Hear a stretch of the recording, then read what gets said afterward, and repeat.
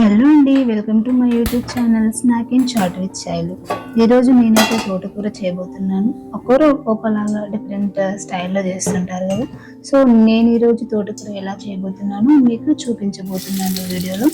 ముందుగా అయితే ఒక పాన్ తీసుకొని అందులో కొంచెం ఆయిల్ వేసేసుకొని మనం కట్ చేసి పెట్టుకున్నటువంటి ఆనియన్స్ ముక్కలు ఏవైతే ఉన్నాయో అవి ఆయిల్లో వేసేసుకొని కొంచెం అటు కలుపుకోవాలి దూరగా అయ్యేంత వరకు. తర్వాత మన టమాటాలు కట్ చేసి పెట్టుకుంటాం కదా, సో అవి యాడ్ చేసుకోవాలి. యాడ్ చేసుకుని రెండు కలిపి మనం మిక్స్ చేసేసుకోవాలి.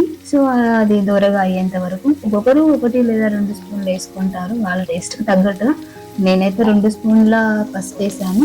మూడింటిని కలుపుకొని అందులోనే కొంచెం కారం కూడా వేసాను. నేనైతే 2 స్పూన్ల కారం వేసారు.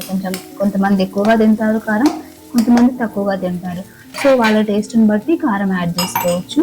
తర్వాత తోటకూర యాడ్ చేస్తున్నాను. ఇదేంటంటే మేము ముందుగానే కొంచెం సాల్ట్ వేసి ఉడకబెట్టుకొని పక్కన పెట్టుకుంటాము.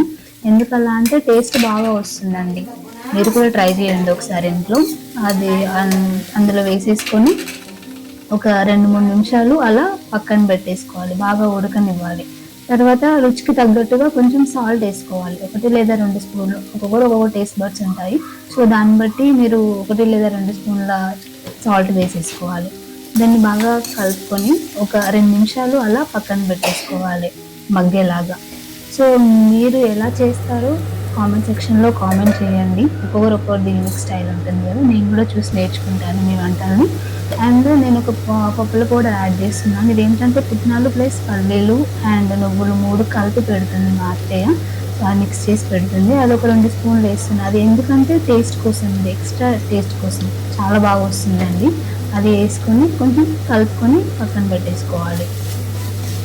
ఒక 2-3 నిమిషాలు అలా ఉంచేసుకుంటే కర్రీ అయిపోతుంది, రెడీ అయిపోతుంది. సో నెక్స్ట్ వీడియోలో మరొక వంటతో మీ ముందుకు వస్తాను.